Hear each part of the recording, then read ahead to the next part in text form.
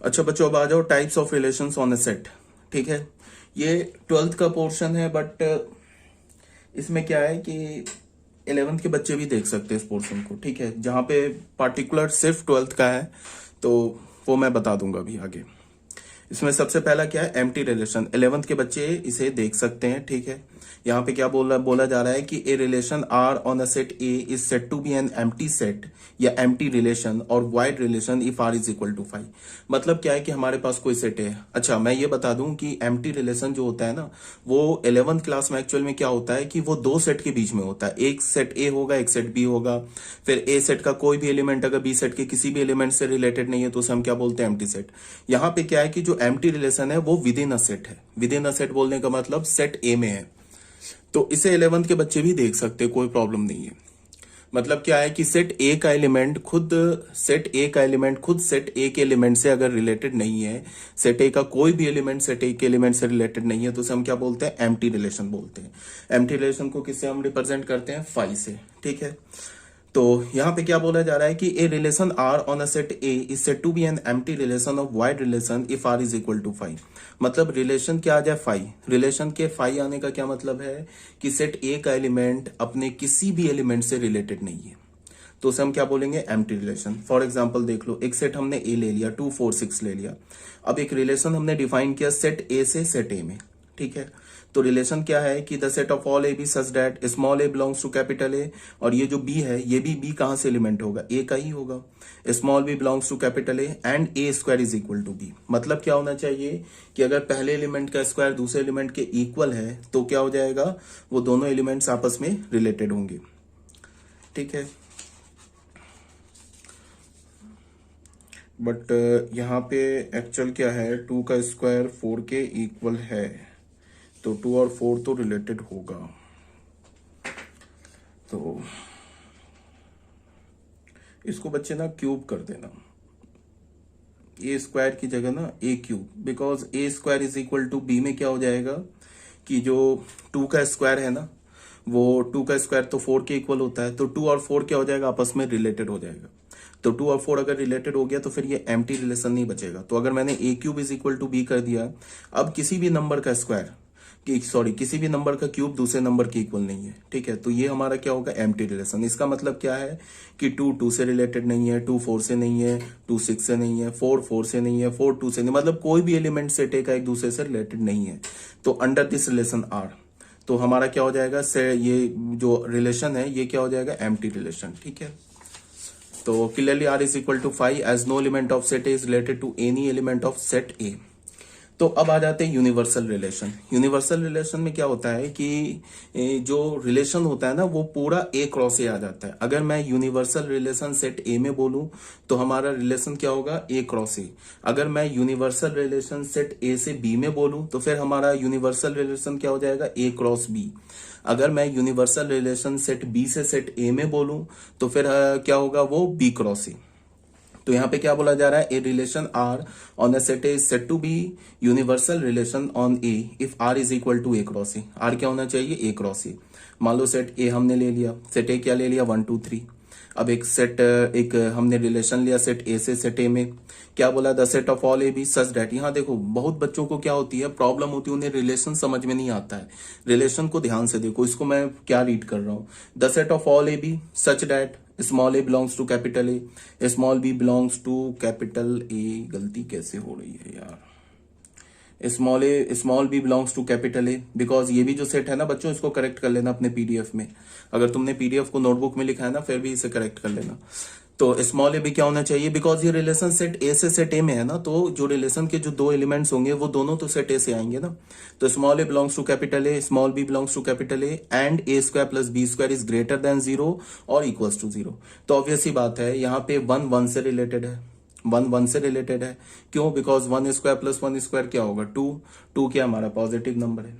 ठीक है, 1 2 से भी रिलेटेड है, 1 3 से भी रिलेटेड है, फिर 2 1 से भी रिलेटेड है, 2 2 से भी रिलेटेड है, 2 3 से भी है, फिर 3 1 से भी है, 3 2 से भी है, 3 3 से भी है। मतलब कि ये जो रिलेशन आएगा ये पूरा ए क्रॉस ए आ जाएगा। ठीक है, देख लो ना, अगर मैं ए क्रॉस ए लिखूंगा तो ए क्रॉस ए क्या होगा हमारा, अगर मैं ए क्रॉस ए की बात करता हूं तो हमारा ए क्रॉस ए क्या होगा। अगर मैं ए क्रॉस ए की बात करता हूं तो ए क्रॉस ए क्या होगा, 1 2 3 क्रॉस 1 2 3। तो अगर मैं क्रॉस लूं तो क्या हो जाएगा बताओ, 1 1 ऐसे ही आएगा ना, 1 2 1 3, फिर क्या होगा 2 1 2 2 2 3 3 1 3 2 3 3 3 1 3 2 3 3। यही आया ना हमारा ए क्रॉस ए, और यही आया हमारा आर रिलेशन। हर एक एलिमेंट क्या है, पूरा ए क्रॉस ए जो है ना हमारा रिलेशन में आ गया। क्यों? बिकॉज तुम देख लो ये एलिमेंट है ना, ये भी 1 2 से रिलेटेड है, 1 3 से भी रिलेटेड है। 1 3 से क्यों रिलेटेड है? Because 1 square plus 3 square is greater than equals to 0, तो 1 3 से भी रिलेटेड है। सेम लाइन पे 2 1 से भी रिलेटेड है, 2 2 से भी रिलेटेड है, सारे एलिमेंट्स आपस में रिलेटेड है। तो ये क्या हो गया हमारा यूनिवर्सल रिलेशन। अब अगर यूनिवर्सल रिलेशन हम सेट ए से सेट बी में बोलेंगे तो यूनिवर्सल रिलेशन हमारा क्या आ जाएगा, ए क्रॉस बी। अगर हम यूनिवर्सल रिलेशन सेट बी से सेट ए में बोलेंगे तो वो क्या हो जाएगा हमारा, बी क्रॉस ए। अगर हम यूनिवर्सल रिलेशन सेट ए से सेट ए में बोलेंगे तो वो क्या हो जाएगा हमारा, ए क्रॉस ए। ठीक है, अगर बी में बोलेंगे तो बी क्रॉस बी। तो बहुत सिंपल सी बात है। उसके बाद बच्चों आ जाओ थर्ड टाइप में, आइडेंटिटी रिलेशन। यहां तक 11th क्लास के बच्चे पढ़ सकते हैं। ठीक है, A relation R on a set A is said to be. Actually में क्या है कि एनसीईआरटी में नहीं दे रखा है आइडेंटिटी रिलेशन, ये सब सिर्फ उसमें रिलेशन का डेफिनेशन दे रखा है। बट किसी बुक में जाओगे ना 11th क्लास के, जैसे आरडी हो गया, RS अग्रवाल हो गया, और भी कई सारे बुक्स हैं, उसमें ये दे रखा है। तो ये तुम लोग देख सकते हो 11th क्लास के बच्चे। ठीक है, 12th में तो पढ़ना ही पढ़ना है। A relation R on a set A is said to be an identity relation if every element of set A is related to itself only. यहाँ पे जो इंपॉर्टेंट है ना, इटसेल्फ ओनली, ये इंपॉर्टेंट है। कोई भी रिलेशन आर सेट ए में आइडेंटिटी रिलेशन तब कहलाएगा जब ए का सारा एलिमेंट सिर्फ खुद से रिलेटेड हो। समझ में आ रही है बात? आइडेंटिटी रिलेशन को हम क्या बोलेंगे, आई, और नीचे ए लिखेंगे। ए का क्या मतलब है, identity relation on set A. ये क्या हो जाएगा, the set of all order pair A comma A such that A belongs to A. जैसे फॉर एग्जांपल देखो, हमने क्या ले लिया, 1 2 3 एक सेट ले लिया, एक आइडेंटिटी रिलेशन हमने लिया सेट ए में। तो सेट ए में आइडेंटिटी रिलेशन लिया तो क्या होना चाहिए, सिर्फ 1 1 से रिलेटेड होना चाहिए, 2 2 से रिलेटेड होना चाहिए, 3 3 से रिलेटेड होना चाहिए। अगर 1 2 से रिलेटेड हो गया या 2 3 से रिलेटेड हो गया तो फिर वो आइडेंटिटी रिलेशन नहीं बचा। सिर्फ सारे एलिमेंट खुद से रिलेटेड होने चाहिए। तो 1 1 से, 2 2 से, 3 3 से, तो ये आइडेंटिटी रिलेशन है। अब देखो यहाँ 1 1 से भी है, 2 2 से भी है, 3 3 से भी है, बट 1 3 से भी है। तो 1 के 3 से होने का क्या मतलब हो गया कि फिर वो आइडेंटिटी रिलेशन नहीं बचा। समझ रहे हो बात को? क्यों नहीं बचा? बिकॉज 1 क्या हो गया, 3 से रिलेटेड हो गया। तो 1 जैसे ही 3 से रिलेटेड हो गया तो ये आइडेंटिटी रिलेशन नहीं बचा। तो आइडेंटिटी रिलेशन में क्या होना चाहिए, every element should be related to itself only. ये इंपॉर्टेंट है, समझना है। देखो 1 3 belongs to R but 1 is not equals to 3, इसीलिए आइडेंटिटी रिलेशन नहीं हुआ। अब बच्चों देखो बता रहा हूं, जो 11th क्लास के बच्चे वीडियो देख रहे हैं ना, ये रिफ्लेक्सिव, एक सिमेट्रिक और एक आगे है ट्रांजिटिव। ये तुम्हारे सिलेबस में नहीं है। ये एक आगे है ट्रांजिटिव या एंटी सिमेट्रिक रिलेशन, ये तुम्हारे सिलेबस में नहीं है। ठीक है, एक एंटी सिमेट्रिक आ गया। तुम चाहो तो अभी वीडियो छोड़ सकते हो, अगर देखना चाहते हो तो देख सकते हो। यहां से ये सब तुम्हारे आगे सिलेबस में नहीं है। एंटी सिमेट्रिक के बाद इक्विवेलेंस रिलेशन, ये पेज नंबर 29 तक तुम्हारे सिलेबस में नहीं है। पेज नंबर 30 तक भी तुम्हारे सिलेबस में नहीं है। पेज नंबर 31 भी तुम्हारे सिलेबस में नहीं है। उसके बाद तो क्वेश्चन स्टार्ट हो जाएगा। मतलब क्या है कि अभी से आगे की जो थ्योरी है ना, वो 11th क्लास के बच्चों के सिलेबस में नहीं है। बट 12th क्लास के जो बच्चे वीडियो देख रहे हैं उसके लिए बता दूं, reflexive symmetric, anti symmetric, transitive, equivalence relation बहुत इंपॉर्टेंट है for JEE Mains point of view. याद रखना, बोर्ड के लिए भी। जेई मेंस में जो क्वेश्चन पूछता है ना, अक्सर इन्हीं रिलेशन से पूछता है। तो ये इंपॉर्टेंट है, ध्यान से सुनना। ये क्या बोल रहा है, रिफ्लेक्सिव रिलेशन क्या बोल रहा है, A relation R on a set A. एक रिलेशन आर है सेट ए में, is said to be a reflexive if every element is related to itself. Identity में क्या था, इटसेल्फ ओनली, सेम डेफिनेशन था। बट वहां पे क्या बोल रहा था कि सेट ए का हर एक एलिमेंट सिर्फ खुद से रिलेटेड होना चाहिए। यहां पे क्या बोला कि सेट ए का हर एक एलिमेंट अगर खुद से रिलेटेड है तो वो एक रिफ्लेक्सिव रिलेशन है। रिफ्लेक्सिव वर्ड से ही क्या है कि यहाँ पे तुम्हें एक थोड़ी सी क्या बोलते हैं एक्स्ट्रा, वहां पे क्या तुम्हें मिल गया कि अगर सारे एलिमेंट खुद से रिलेटेड है तो वो रिफ्लेक्सिव है। अगर कोई एलिमेंट किसी और एलिमेंट से भी रिलेटेड है, मतलब अगर मान लो सेट ए में 1 2 3 है, ठीक है, अगर 1 1 2 2 3 3 ये एलिमेंट मिल गया तो वो रिफ्लेक्सिव हो गया। ठीक है, अगर 1 2 से भी रिलेटेड है तो भी वो रिफ्लेक्सिव हो गया। ठीक है, जैसे यहां बोल रहे हैं ना 10 आर इज अ रिफ्लेक्सिव, कब आर रिफ्लेक्सिव होगा? If and only if A belongs to R, for all A belongs to A का हर एक एलिमेंट खुद से रिलेटेड होना चाहिए, और अगर ए का कोई एक एलिमेंट किसी और एलिमेंट से भी रिलेटेड है तो भी वो रिफ्लेक्सिव है, बट वो आइडेंटिटी नहीं है, इसको ध्यान में रखना है। ठीक है, जैसे एक एग्जाम्पल देख लो, ए सेट है 1 2 3, देखो सेट ए का हर एक एलिमेंट खुद से रिलेटेड है, तो इसका क्या मतलब है कि जो R1 है ना वो एक रिफ्लेक्सिव रिलेशन है। ठीक है, और R1 एक आइडेंटिटी रिलेशन भी है। R2 देख लो, सेट ए का हर एक एलिमेंट खुद से रिलेटेड है, बट कुछ एक्स्ट्रा एलिमेंट भी है, 1 2 से भी रिलेटेड है, 2 1 से भी रिलेटेड है, तो R2 जो है ना ये हमारा रिफ्लेक्सिव रिलेशन हो गया, बट ये आइडेंटिटी रिलेशन नहीं है। R3 में आ जाओ, देखो 1 1 तो है, 2 2 तो है, और बट 3 3 नहीं है, तो ये जो रिलेशन है ना ही ये रिफ्लेक्सिव है ना ही ये आइडेंटिटी रिलेशन है। तो यहाँ पे क्या बोला जा रहा है? Clearly R1 is both reflexive as well as an identity relation. R1 क्या हमारा रिफ्लेक्सिव भी आइडेंटिटी रिलेशन है, R2 is reflexive but not an identity relation, and R3 is neither reflexive nor identity relation. ठीक है, note में क्या बोला जा रहा है कि रिफ्लेक्सिव रिलेशन ये हमेशा आइडेंटिटी रिलेशन को इंप्लाई करेगा। हाँ, अच्छा, यहाँ पे कुछ गड़बड़ हो गया यार, कैसे मैंने लिख दिया इसको।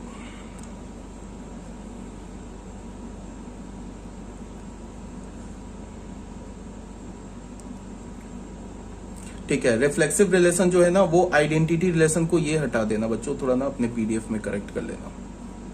रिफ्लेक्सिव रिलेशन जो होता है ना वो हमेशा आइडेंटिटी रिलेशन को इंप्लाई नहीं करता है, याद रखना, बट आइडेंटिटी रिलेशन हमेशा रिफ्लेक्सिव रिलेशन होता है। बट रिफ्लेक्सिव आइडेंटिटी हो भी सकता है, नहीं भी हो सकता है। जैसे इस केस में देख लो, ये रिफ्लेक्सिव भी है और आइडेंटिटी भी है। ये R2 क्या हमारा रिफ्लेक्सिव तो है बट आइडेंटिटी नहीं है। तो reflexive relation does not imply identity relation, but identity relation always imply reflexive relation. बच्चों तो इसको करेक्ट कर लेना। ठीक है, तो ये बात आई थिंक समझ में आ गई होगी आपको। अब आ जाओ 5th पॉइंट में, सिमेट्रिक रिलेशन। सिमेट्रिक रिलेशन में क्या बोला जा रहा है कि A relation R on a set A is said to be a symmetric relation if, अगर ए बी से रिलेटेड है इंप्लाई बी ए से रिलेटेड है, whenever A related to B then B related to A. देखो यहाँ पे ये जो इफ है ना ये इंपॉर्टेंट है। यहाँ ये क्या बोल रहा है कि एक रिलेशन आर सेट ए में सिमेट्रिक तब कहलाएगा जब ए, इफ अगर ए बी से रिलेटेड है तो बी को ए से रिलेटेड होना होगा। ठीक है, अगर ए बी से रिलेटेड नहीं है तो फिर हम बी को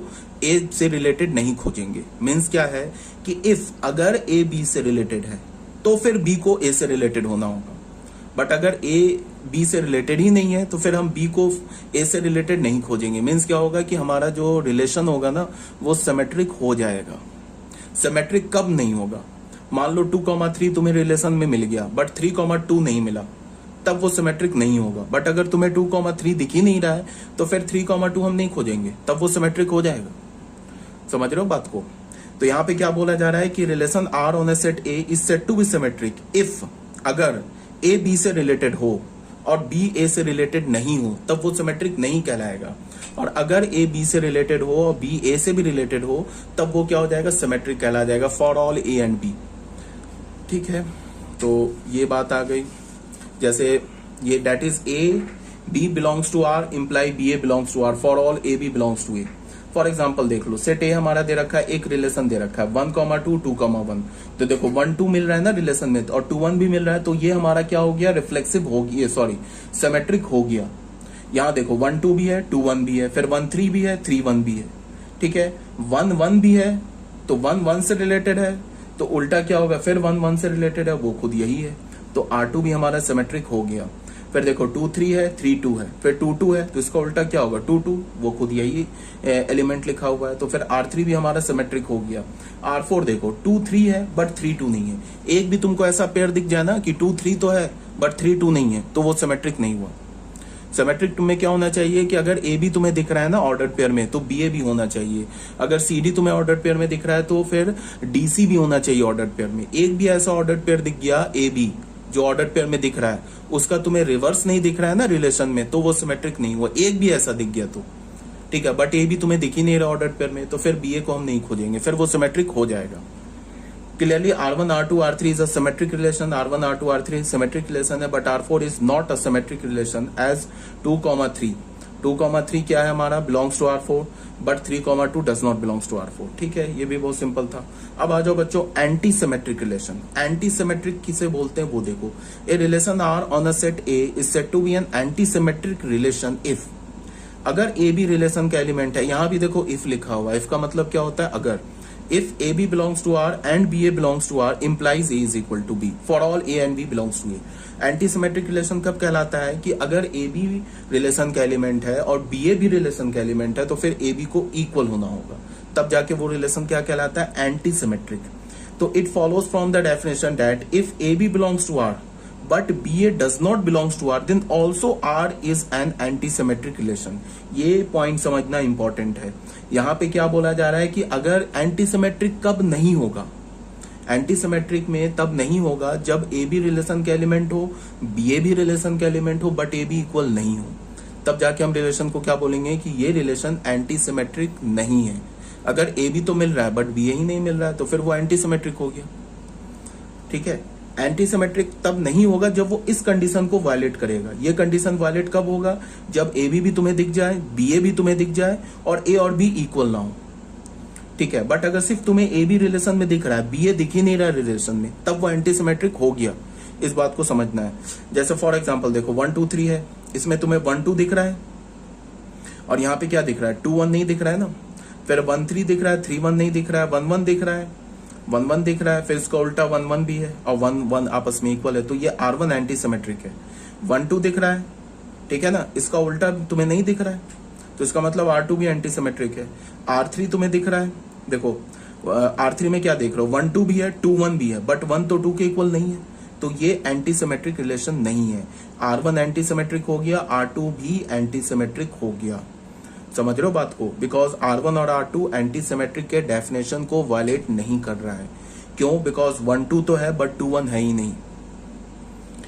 ठीक है ना, तो इसमें एंटी सिमेट्रिक में क्या बोल रहा है कि अगर ए बी भी तुम्हें दिख जाए, बी ए भी तुम्हें दिख जाए, बट ए और बी इक्वल ना हो, तब वो क्या हो जाएगा, एंटी सिमेट्रिक रिलेशन।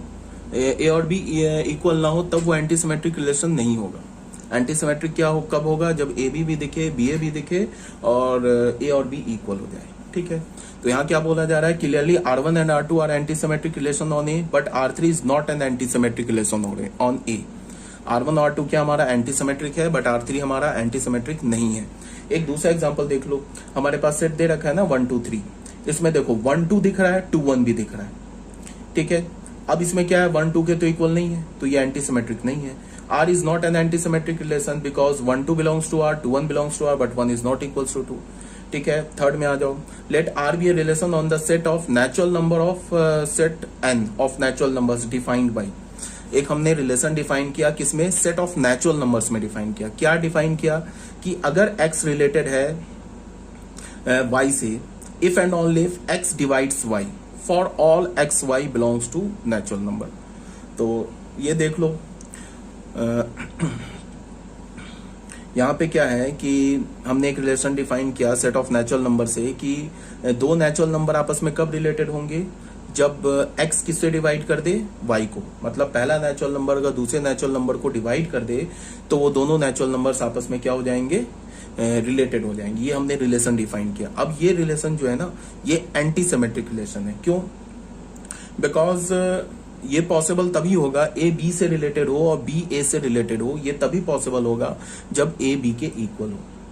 देखो 2 2 से रिलेटेड होगा बिकॉज 2 2 को डिवाइड कर रहा है। ऐसा अगर ए बी को डिवाइड कर रहा है और बी ए को डिवाइड कर रहा है, ठीक है, इसका क्या मतलब है कि ये दोनों नंबर्स इक्वल होंगे, दोनों नेचुरल नंबर्स इक्वल होंगे। This relation is anti symmetric relation on N since for any two natural number A and B. अगर ए बी को डिवाइड करता है एंड बी भी ए को डिवाइड करता है, इसका यही मतलब ए बी के इक्वल है। ठीक है, तो क्या हो गया, that is A related to B and B related to A implies A is equal to B. This relation is not anti symmetric. ठीक है, तो ये आगे बात समझ में। क्या मैंने बोला कि अगर हमने एक रिलेशन डिफाइन किया सेट ऑफ नेचुरल नंबर में, क्या डिफाइन किया कि अगर एक्स वाई से रिलेटेड तभी होगा जब एक्स वाई को डिवाइड कर दे। ठीक है, तो ये रिलेशन एंटी सिमेट्रिक है। क्यों, बिकॉज अगर एक्स वाई से रिलेटेड है और वाई भी एक्स से रिलेटेड है, ये तभी पॉसिबल है जब एक्स वाई के इक्वल हो। अगर एक्स वाई से रिलेटेड है तो एक्स वाई को डिवाइड कर रहा है, और वाई एक्स से रिलेटेड है इसका मतलब वाई एक्स को डिवाइड कर रहा है। तो ये एक्स वाई को डिवाइड कर रहा है, वाई एक्स को डिवाइड कर रहा है। ये तभी पॉसिबल है नेचुरल नंबर के लिए जब ये क्या हो, आपस में ये दोनों नंबर्स इक्वल हो। अब यही बात बोला जा रहा है कि हमने तो नेचुरल नंबर पे ये डिफाइन किया ना, अब मैं क्या बोल रहा हूं कि ये अगर मैंने नेचुरल नंबर को इंटीजर बना दूं तो फिर ये एंटी सिमेट्रिक नहीं बचेगा। क्यों नहीं बचेगा? This relation is not anti symmetric on Z because we can find that for any non zero integer A. मान लो हम लोग 2 और -2 को लेते हैं। देखो 2 -2 को डिवाइड कर रहा है, 2 और -2 को डिवाइड कर, 2 जो है -2 को डिवाइड कर रहा है। अगर मैंने रिलेशन ले लिया ना, सेट ऑफ Z से Z में ले लिया रिलेशन, ठीक है, तो रिलेशन अगर हमने इंटीजर में ले लिया तो 2 -2 को डिवाइड कर रहा है तो ये रिलेशन का एलिमेंट हो जाएगा। फिर -2 भी तो 2 को डिवाइड कर रहा है तो -2 भी क्या हो जाएगा, रिलेशन का एलिमेंट हो जाएगा। बट 2 और -2 तो इक्वल नहीं है आपस में, तो इसका क्या मतलब है कि ये रिलेशन सेट ऑफ इंटीजर्स पर एंटी सिमेट्रिक नहीं है। ठीक है, कौन सा रिलेशन? ये वाला relation, x related to y if and only if x divides y। ये रिलेशन जो है नेचुरल नंबर पे तो एंटी सिमेट्रिक है बट इंटीजर्स पे नहीं है, यही बात बोला जा रहा है। This relation is not anti symmetric on Z because we can find that for any non zero integer a related है -a से एंड -a भी रिलेटेड है a से, बट a और -a इक्वल नहीं है। ठीक है, ये भी बात आ गई समझ में। अब बच्चों फोर्थ पॉइंट में आ जाओ, फोर्थ एग्जांपल में आ जाओ। एक हमने सेट S लिया, सेट S लिया। ये सेट कौन सा है? नॉन वाइड सेट है, नॉन एम्प्टी सेट है। एक रिलेशन डिफाइन किया हमने सेट S में। क्या डिफाइन किया? R be a relation on the power set PS। हमने सेट S है नॉन वाइड सेट, हमने जो रिलेशन डिफाइन किया S सेट के पावर सेट पर रिलेशन डिफाइन किया। क्या डिफाइन किया कि A कैपिटल B रिलेशन का एलिमेंट तभी होगा जब A B का सबसेट होगा। ठीक है, तो ये भी हमारा एंटी सिमेट्रिक रिलेशन नहीं है। डिफाइन मैंने क्या किया, एक सेट हमने नॉन वाइड सेट लिया, एक रिलेशन हमने डिफाइन किया सेट S के पावर पे। क्या रिलेशन डिफाइन किया कि कैपिटल A और capital B belongs to R। ये मतलब कि ये A क्या है, कैपिटल A पावर सेट का एलिमेंट है, या फिर तुम ऐसे बोल लो कि S सेट का सबसेट है।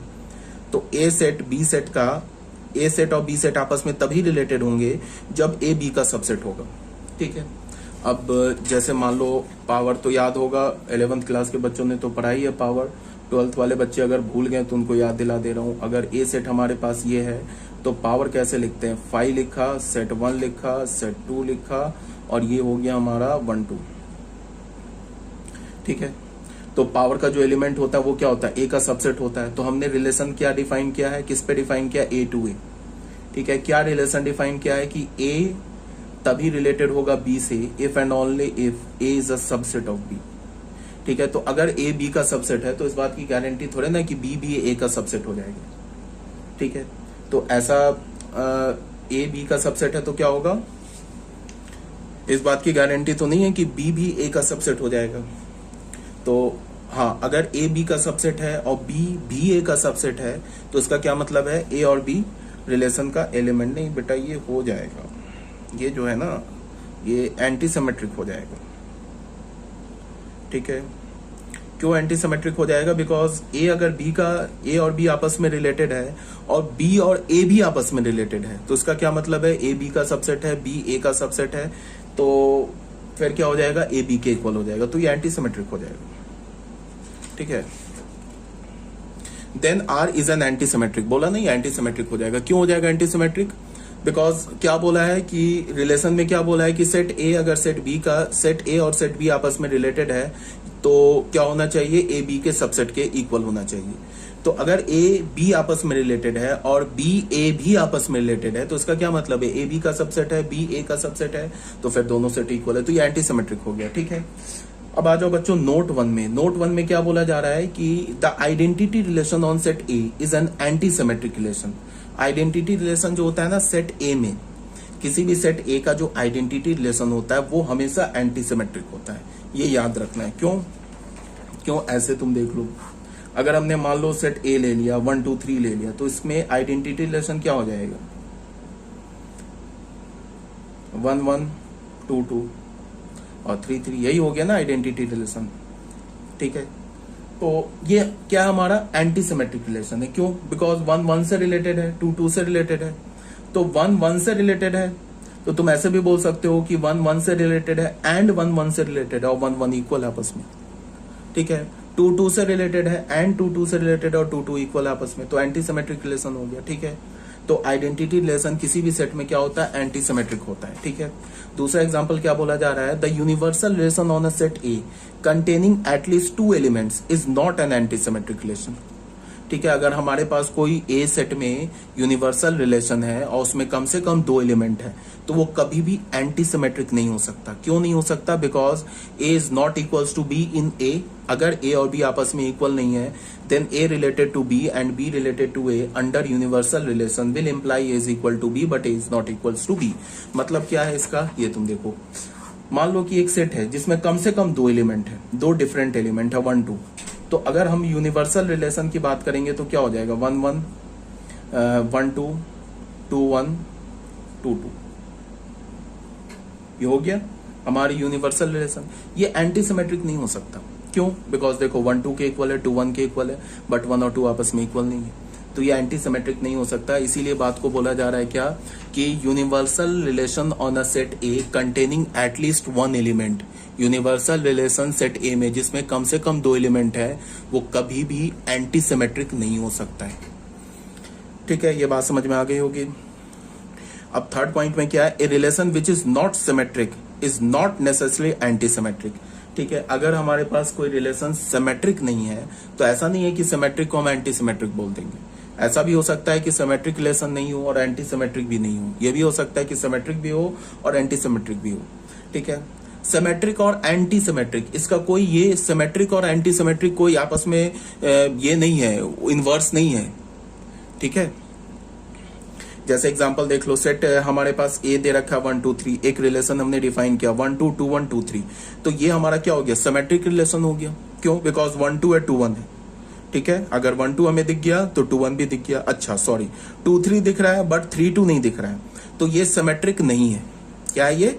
सिमेट्रिक नहीं है, और सिमेट्रिक भी नहीं है और एंटी सिमेट्रिक भी नहीं है। क्यों एंटी सिमेट्रिक नहीं है? बिकॉज 1 2 है, 2 1 भी है, बट 1 2 के इक्वल नहीं है। तो ये जो आर रिलेशन है ना, ये सिमेट्रिक भी नहीं है और ये एंटी सिमेट्रिक भी नहीं है। तो ऐसा नहीं है कि कोई रिलेशन अगर सिमेट्रिक नहीं है तो वो एंटी सिमेट्रिक हो जाएगा, ऐसी कोई बात नहीं है। देखो clearly, R is not symmetric as 2 3 belongs to R, 2 3 हमारा, but 3 2 not belongs to R. So R is, ठीक है, सिमेट्रिक नहीं है। Also R is not anti symmetric because 1 2 belongs to R, 2 1 belongs to R, but 1 is not equals to 2, 1 2 के equal नहीं है। तो ये हमारा रिलेशन क्या हो गया, एंटी सिमेट्रिक भी नहीं हो गया, ठीक है। तो एक बार फिर से मैं बता दूं कि आइडेंटिटी रिलेशन हम किसे बोलते हैं।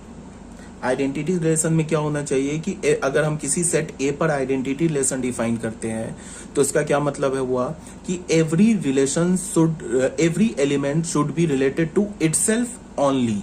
अगर मान लो हमारे पास सेट ए है, कैपिटल ए, उसमें 1 2 3 3 एलिमेंट्स है, और सेट ए में अगर हमने आइडेंटिटी रिलेशन डिफाइन किया तो क्या होना चाहिए कि 1 1 से रिलेटेड होना चाहिए, 2 2 से रिलेटेड होना चाहिए, 3 3 से रिलेटेड होना चाहिए, बस इससे ज्यादा कुछ नहीं दिखना चाहिए। इससे ज्यादा अगर 1 किसी और नंबर से रिलेटेड हो जाए तो फिर वो आइडेंटिटी नहीं बचेगा। रिफ्लेक्सिव में क्या है कि सारे एलिमेंट को सिर्फ खुद से रिलेटेड होना चाहिए, बस ये देखना है। अगर कुछ एलिमेंट किसी और एलिमेंट से भी रिलेटेड है तो वो रिफ्लेक्सिव हो जाएगा बट आइडेंटिटी नहीं होगा, ठीक है। अगर मान लो सेट ए है जिसमें 1 2 3 एलिमेंट है, 1 1 भी दिख गया, 2 2 भी दिख गया, 3 3 भी दिख गया, और 1 4 भी दिख गया, 2 4 भी ये सॉरी 4 तो है ही नहीं, 1 3 भी दिख गया, 2 3 भी दिख गया, ठीक है, 1 3 2 3 ये सब दिख रहा है, तो भी वो रिफ्लेक्सिव हो जाएगा बट आइडेंटिटी नहीं होगा। तो यहां से हमें क्या पता चला कि आइडेंटिटी रिलेशन हमेशा रिफ्लेक्सिव रिलेशन को इंप्लाई करता है, but reflexive relation identity relation हो भी सकता है और नहीं भी हो सकता है।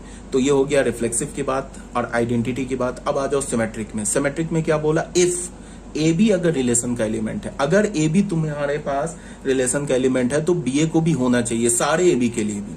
अगर हमें कोई भी एक ऐसा ऑर्डर पेयर मिल गया जिसमें ए बी तो रिलेशन का एलिमेंट है बट बी ए रिलेशन का एलिमेंट नहीं है, तो वो सिमेट्रिक नहीं होगा। सारे में देखना, पूरे रिलेशन में देखना, एक भी ऑर्डर पेयर अगर हमें ऐसा मिल गया जिसमें ए बी तो रिलेशन का एलिमेंट आ रहा है बट बी ए रिलेशन का एलिमेंट नहीं आ रहा है, तो वो सिमेट्रिक रिलेशन नहीं बचा।